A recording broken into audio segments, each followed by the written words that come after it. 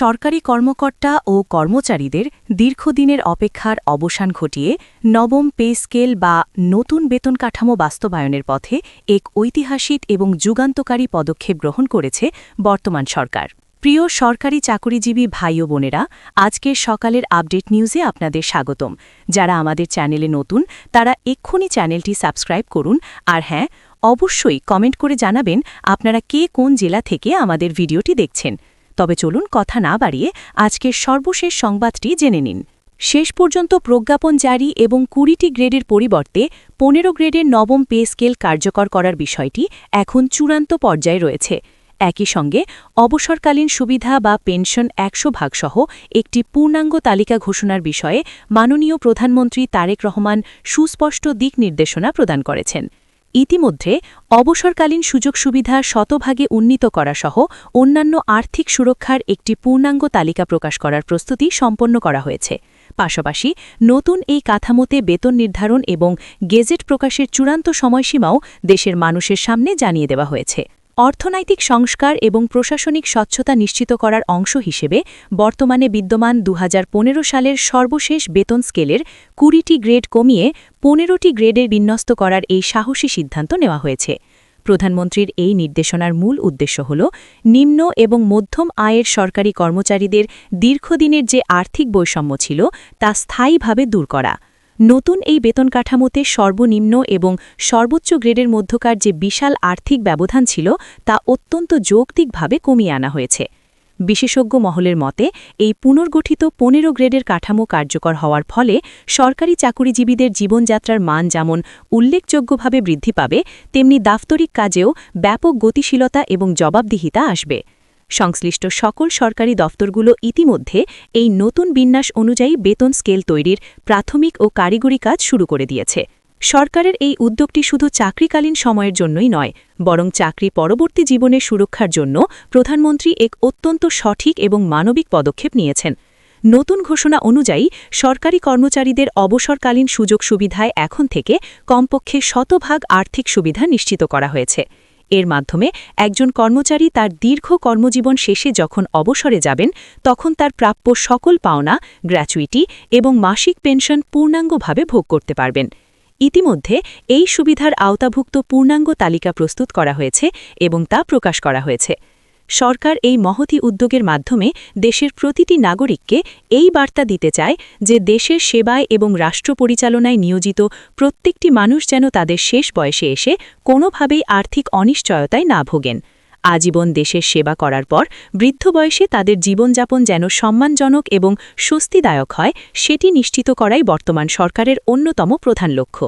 সার্বিক পরিস্থিতি বিবেচনা করে এবং পার্শ্ববর্তী দেশগুলোর সরকারি চাকুরিজীবীদের বেতন কাঠামোর সঙ্গে সামঞ্জস্য রেখেই মূলত বাংলাদেশের সরকারি কর্মচারীদের জন্য এই বড় ধরনের বেতন বৃদ্ধির যৌক্তিক সিদ্ধান্ত নিয়েছে সরকার। আজ প্রধানমন্ত্রী তারেক রহমানের সঙ্গে অর্থ মন্ত্রণালয় এবং বেতন পর্যালোচনা কমিটির এক অত্যন্ত গুরুত্বপূর্ণ ও নীতি নির্ধারণী বৈঠক অনুষ্ঠিত হয়েছে। এই বৈঠকের পর আগামী ৫ কর্মদিবসের মধ্যে নতুন বেতন কাঠামোর গেজেট প্রকাশের চূড়ান্ত নির্দেশনা প্রদান করা হয়েছে। ১৫ গ্রেডের বেতন নির্ধারণ এবং অবসরকালীন সুযোগ সুবিধায় ১০০% উন্নতি করার বিষয়টি এখন চূড়ান্ত বাস্তবায়নের দ্বারপ্রান্তে পৌঁছেছেন প্রধানমন্ত্রী তারেক রহমান। আজকের এই উচ্চ পর্যায়ের বৈঠকে পার্শ্ববর্তী দেশগুলোর সরকারি কর্মচারীদের বর্তমান বেতন কাঠামো এবং সুযোগ সুবিধার একটি পূর্ণাঙ্গ তুলনামূলক তালিকা পর্যালোচনা করা হয়। প্রধানমন্ত্রী অত্যন্ত গুরুত্বের সঙ্গে উল্লেখ করেন যে বর্তমান সময়ের জীবনযাত্রার ব্যয়, মূল্যস্ফীতি এবং আঞ্চলিক অর্থনৈতিক মানদণ্ড অনুযায়ী আমাদের দেশের চাকুরিজীবীদের সুযোগ সুবিধা পুনর্নির্ধারণ করা অত্যন্ত জরুরি হয়ে পড়েছে। বেতন পর্যালোচনা কমিটির পক্ষ থেকে ভারতের ৭ম পে কমিশন এবং অন্যান্য প্রতিবেশী দেশের সাম্প্রতিক বেতন বৃদ্ধি ও সুযোগ সুবিধার বিস্তারিত চিত্র প্রধানমন্ত্রীর সামনে তুলে ধরা হয়। এই প্রেক্ষাপটে প্রধানমন্ত্রী জানিয়েছেন, দেশের মেধাবী জনবলকে সরকারি প্রশাসনে আকৃষ্ট করতে এবং তাদেরকে ধরে রাখতে হলে বেতন কাঠামোর উন্নয়ন অপরিহার্য। একই সঙ্গে একটি দুর্নীতিমুক্ত, স্বচ্ছ এবং জনবান্ধব সেবা কাঠামো নিশ্চিত করতে হলে বেতন ও গ্রেড বৈষম্য দূর করার কোনো বিকল্প সরকারের হাতে নেই। যদি সরকারি কর্মচারীরা তাদের প্রয়োজন অনুযায়ী ন্যায্য বেতন পান, তবে প্রশাসনে দুর্নীতির প্রবণতা উল্লেখযোগ্য হারে কমে আসবে বলে আশা করা হচ্ছে। এই গুরুত্বপূর্ণ বৈঠকে সবচেয়ে বড় এবং চমকপ্রদ খবর হল গেজেট প্রকাশের সময়সীমা নির্ধারণ। প্রধানমন্ত্রী পর্যালোচনা কমিটিকে অত্যন্ত স্পষ্ট নির্দেশ দিয়েছেন যে আগামী 5 কর্মদিবসের মধ্যে সকল দাপ্তরিক ও প্রশাসনিক প্রক্রিয়া সম্পন্ন করে নতুন পে স্কেলের চূড়ান্ত গেজেট প্রকাশ করতে হবে। প্রস্তাবিত এই নতুন কাঠামোতে বর্তমান সময়ের জটিল এবং বৈষম্যমূলক 20টি গ্রেডকে কমিয়ে 15টি গ্রেডে নামিয়ে আনার ফলে পদোন্নতি এবং বেতন বৃদ্ধির ক্ষেত্রে কর্মচারীরা এখন থেকে অনেক বেশি স্বচ্ছতা পাবেন। আগে এক গ্রেড থেকে অন্য গ্রেডে পদোন্নতির ক্ষেত্রে যে দীর্ঘসূত্রিতা এবং জটিলতা ছিল তা এই নতুন পদ্ধতিতে অনেকটাই নিরসন হবে। এছাড়া সর্বনিম্ন এবং সর্বোচ্চ গ্রেডের মধ্যকার আর্থিক ব্যবধান কমিয়ে আনার মাধ্যমে তৃণমূল পর্যায়ে কর্মরত কর্মচারীদের জীবনযাত্রার মান বাড়ানোর উপর বিশেষ জোর দেওয়া হয়েছে। সরকারের এই পদক্ষেপ প্রমাণ করে যে তারা সাধারণ কর্মচারীদের অধিকারের বিষয়ে কতটা সচেতন এবং আন্তরিক। মাননীয় প্রধানমন্ত্রীর নির্দেশে গ্রেড পরিবর্তন এবং বেতন বৃদ্ধির পাশাপাশি এবার এমপিওভুক্ত শিক্ষক এবং স্বায়ত্তশাসিত প্রতিষ্ঠানের কর্মচারীদের জন্য বিশাল এক খুশির খবর দিয়েছেন শিক্ষামন্ত্রী। সরকারের উচ্চ পর্যায়ের সিদ্ধান্ত মোতাবেক সরকারি কর্মচারীদের মতো তাদেরও পুনর্গঠিত 15 গ্রেডে বেতন নির্ধারণ করা হবে। একই সঙ্গে তাদের জন্য শতভাগ অবসর সুবিধা এবং আগামী 5 কর্মদিবসের মধ্যে গেজেট প্রকাশের সময়সীমা নির্ধারণ করা হয়েছে। শিক্ষামন্ত্রী তার বক্তব্যে পরিষ্কারভাবে জানিয়ে দিয়েছেন যে শুধুমাত্র রাজস্ব খাতভুক্ত সরকারি চাকুরিজীবীদের সুবিধা বাড়ালেই দেশের সামগ্রিক উন্নয়ন সম্ভব নয়। যারা দেশের শিক্ষা ব্যবস্থার মূল মেরুদণ্ড অর্থাৎ সারা দেশের এমপিওভুক্ত শিক্ষক সমাজ এবং যারা বিভিন্ন স্বায়ত্তশাসিত প্রতিষ্ঠানে নির্লসভাবে কর্মরত আছেন তাদের জন্য শতভাগ হারে সকল সরকারি সুবিধা বাস্তবায়ন করতে হবে।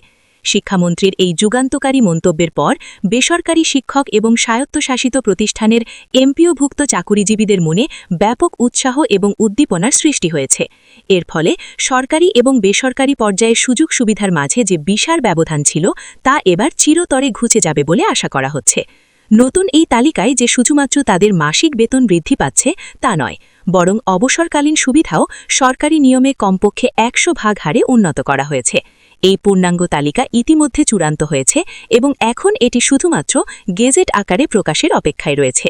সরকার এই মহতি সম্মিলিত এবং সর্বজনীন উদ্যোগের মাধ্যমে নিশ্চিত করতে চায় যে দেশের সরকারি বা স্বায়ত্তশাসিত বা এমপিওভুক্ত কোনো চাকুরিজীবী যেন ভবিষ্যতে আর কোনো প্রকার আর্থিক বৈষম্যের শিকার না হন। সরকারের এই ঐতিহাসিক সিদ্ধান্ত দেশের প্রশাসনিক এবং শিক্ষা খাতে এক নতুন দিগন্তের উন্মোচন করবে এবং সর্বস্তরের কর্মচারীদের মাঝে কর্মস্পৃহা বহুগুণে বাড়িয়ে তুলবে বলে সংশ্লিষ্ট সকলের দৃঢ় বিশ্বাস।